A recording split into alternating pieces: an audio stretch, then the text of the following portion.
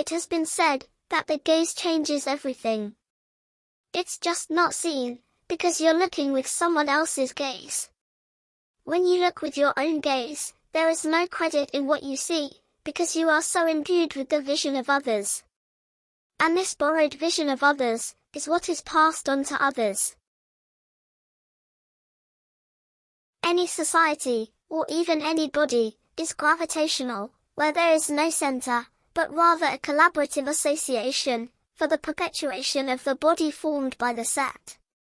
The center of anything is occasional.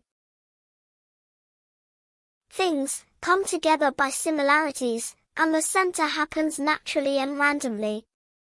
The existing force is not a center attraction, but attraction to the center by union, gathering, and classification.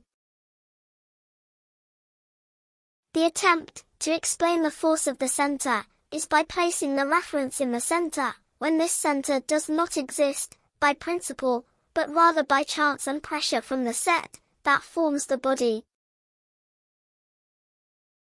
The gaze is trained to see things symmetrically perfect, but there is not a single body in the universe whose extremities are all equidistant from the center.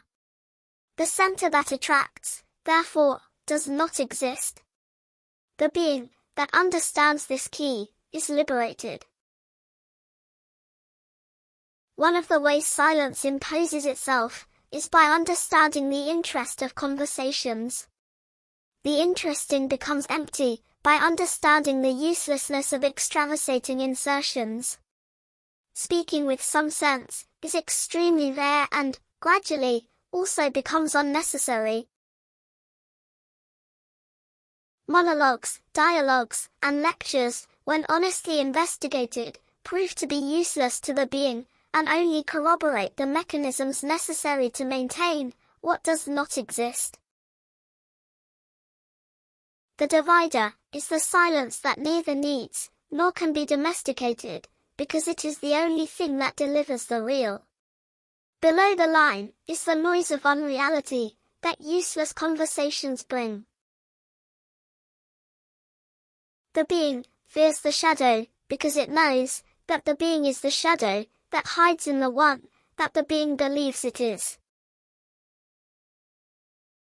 At this moment, everyone is placed at a single point. There is nothing that differentiates anyone. Nothing that can identify anyone. And at this point, nothing exists without God existing. However, God does not exist without the being existing. The focus, then, is on the point that separates God from the being, and the being from God. At the point of rupture, because the point of rupture is the point of connection.